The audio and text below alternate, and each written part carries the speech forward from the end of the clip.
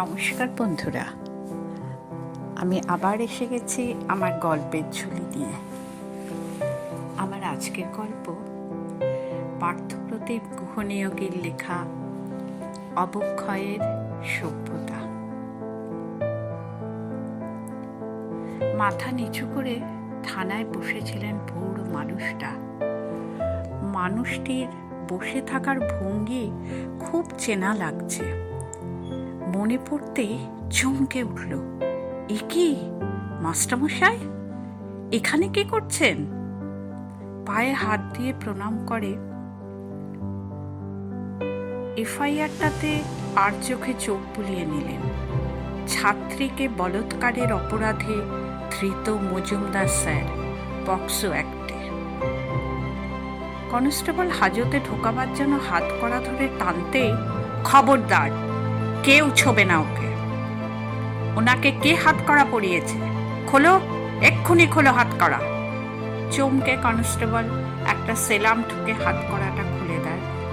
অফিসারটি একটি সাদা কাগজ টেনে খসখস করে লিখে ফাইলে ঢুকিয়ে রাখলেন। আমি নিজে ওনার জামিন মঞ্জুর করলাম। স্যার, আপনি বাড়ি যান, আমি আসছি আপনার বাড়িতে। এফআইআর থেকে ঠিকানা নিয়ে ছাত্রী রমা সাহার বাড়িতে এলেন এসআই সত্য দাস। থানা থেকে আসছি, আপনার মেয়ের সঙ্গে একটু আলাদাভাবে কথা বলতে চাই। না, ও নাবালিকা, আমরা ওকে একা অ্যালাউ করব না। ঠিক আছে, আপনারাও থাকুন। তুমি পুরো ঘটনাটা গোড়া থেকে বলো তো মামুনি। স্যার কি সত্যিই সেদিন তোমার গায়ে হাত দিয়েছিলেন? উদ্ধত রমা জবাব দেয়, দিয়েছেন বলেই তো অভিযোগটা করেছি। আমি কি মিথ্যে বলেছি? আপনি প্রশ্ন করে আমার মেয়েকে বিব্রত করতে পারেন না। যা বলা বলি তা কোর্ট রুমে হবে, এখানে নয়। চেঁচিয়ে ওঠেন রমার মা। এসব বললে কি হয়? আমাকে তো জিজ্ঞাসা করতেই হবে। আপনি যদি এক্ষুনি না চলে যান, তাহলে আমি মিডিয়াকে জানাতে বাধ্য হব। জানাবো বলাৎকারের পুরো ঘটনাটি। জানেন নিশ্চয়ই রমার কাকা খবরের কাগজের রিপোর্টার। নিশ্চয়ই চান না যে ওই মাস্টারের কালকে পেপারের হেডলাইন হোক।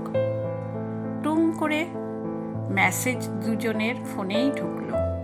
মেসেজটা এক নজরে দেখে রমা আপন মনেই বলল, এমনটা তো আমি চাইনি।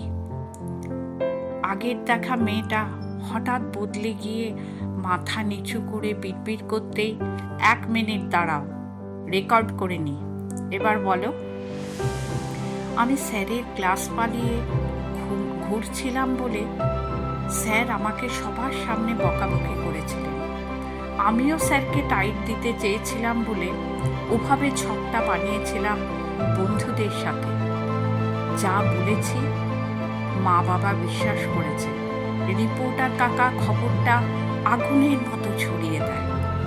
অভিযোগ করাতে স্কুলের থেকে হাতকড়া পরিয়ে স্যারকে গাড়িতে তোলা হয় সবার সামনে। এসআই দাসের সামনে ভেসে উঠল দুর্দন্ত প্রতাপ ছোটবেলায় মজুমদার স্যারের লিকলিকে বেতের ওঠানামাটা। বিশ্বাস করুন স্যার, আমি চাইনি স্যার মারা যাক। মারা গেছেন? কি বলছো তুমি? হ্যাঁ, এই মাত্র মেসেজ এলো। উনি বাড়ি ফেরার পথে রেল লাইনে সুইসাইড করেছেন। নিজের মোবাইলটা এতক্ষণে খুলে মেসেজ দেখে স্তম্ভিত সত্য। দাঁড়িয়ে উঠে টুপিটা মাথা থেকে নামিয়ে 1 মিনিট নীরব থেকে বললেন, আশা করি তুমি স্যারকে ঠিক মতোই জব্দ করেছ। আসলে উনি আমারও শিক্ষক ছিলেন। এসআই সত্য দাস মাথা হেঁট করে বাড়ি থেকে বেরিয়ে গেলেন। হায় রে আধুনিক সভ্যতা। শুভরাত্রি বন্ধুরা। কেমন লাগলো? লাইক, শেয়ার ও সাবস্ক্রাইব করে আমার সঙ্গে থাকুন।